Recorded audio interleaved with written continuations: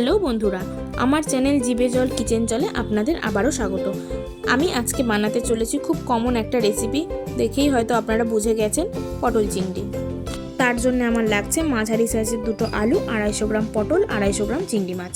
আমি পটল ও আলুতে একটু করে লবণ মাখিয়ে রেখেছি, তাতে ভাজাটা খুব ভালো হয়।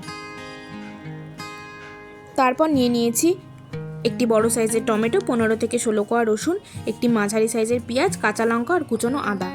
এরপরে এই আদা, লঙ্কা, রসুন, টমেটোর একটি মিহি পেস্ট তৈরি করে নেব।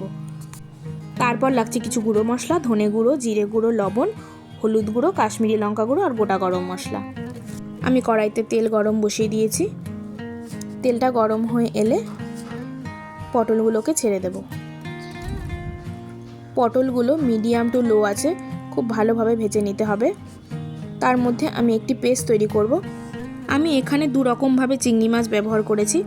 কিছুটা চিংড়ি মাছের পেস্ট দিয়েছি, আবার কিছুটা গোটা চিংড়ি ব্যবহার করেছি। চিংড়ি মাছের পেস্ট দিলে গ্রেভিটা খুব ভালো লাগে খেতে। পটলটা ঢেকে ঢেকে খুব ভালো করে ভেজে নিয়েছি। আমার পটল ভাজা প্রায় কমপ্লিট। ওই তেলে আমি আবার আলুগুলো ভেজে নেব। আলুগুলো মিডিয়াম টু লো আছে ঢেকে ঢেকে খুব ভালো করে ভাজতে হবে।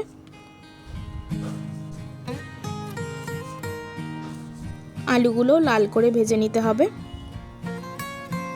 আলুটা ভাজা হোক, তার মধ্যে আমি আরেকটি পেস্ট বানিয়ে নিচ্ছি। কাজু বাদাম আর চারমগজের একটু পেস্ট বানিয়ে নেব আমি। অল্প জল দিয়ে পেস্ট রেডি। আলু পটল ভাজাও রেডি। এরপর আমি একটু গরম মশলা থেতো করে নেব, গোটা গরম মশলা। ওই তেলে আমি গোটা গরম মশলা ফোড়ন দিয়ে দিলাম। একটু নেড়ে চেড়ে দিয়ে দিতে হবে কুচনো পেঁয়াজ। পেঁয়াজটাকেও একটু ভেজে নিতে হবে ভালো করে। একটু দিয়ে দিলাম সামান্য নুন।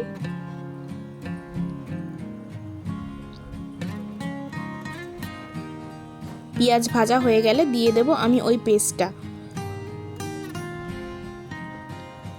দিয়ে ভালো করে কষতে হবে। তারপরে দেব গোটা চিংড়ি মাছগুলো। গোটা চিংড়ি মাছগুলো দিয়েও একটু ভাজতে হবে। ভাজা হয়ে গেলে দেব পেস্ট করা চিংড়ি মাছটা। পেস্ট করা চিংড়ি মাছ দিয়ে আমি ভাজবো ভালো করে। যতক্ষণ না তেল বেরিয়ে যায় ততক্ষণ আমি ভাজতে থাকবো। তারপর দেব গুঁড়ো মশলাগুলো। গুঁড়ো মশলাগুলো দিয়েও আমাকে ভালো করে কষতে হবে। যতক্ষণ না তেল বেরায় ততক্ষণ কষে নিতে হবে।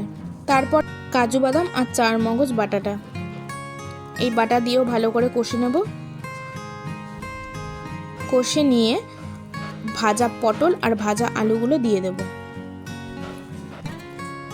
ভাজা পটল আর ভাজা আলুগুলো দিয়ে ভালো করে নেড়ে চেড়ে জল দিতে হবে। জলটা আপনারা নর্মাল জলও দিতে পারেন, গরম জলও দিতে পারেন, কিন্তু আমি গরম জল দিতেই ভালোবাসি, তাই গরম জলই দিয়েছি। গরম জল দিয়ে নেড়ে চেড়ে একটা ঢাকা চাপা দিয়ে দিতে হবে। ঢাকা চাপা দিয়ে কিছুক্ষণ হতে দিতে হবে।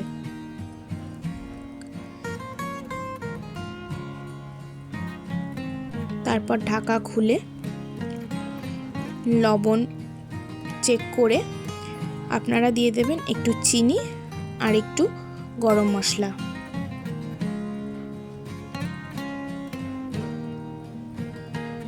গরম মশলা চিনি দেওয়ার পরে গ্যাস অফ করে দেবেন।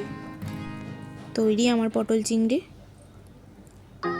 বাড়িতে একবার বানিয়ে খান এভাবে, আশা করি ভালো লাগবে। ধন্যবাদ।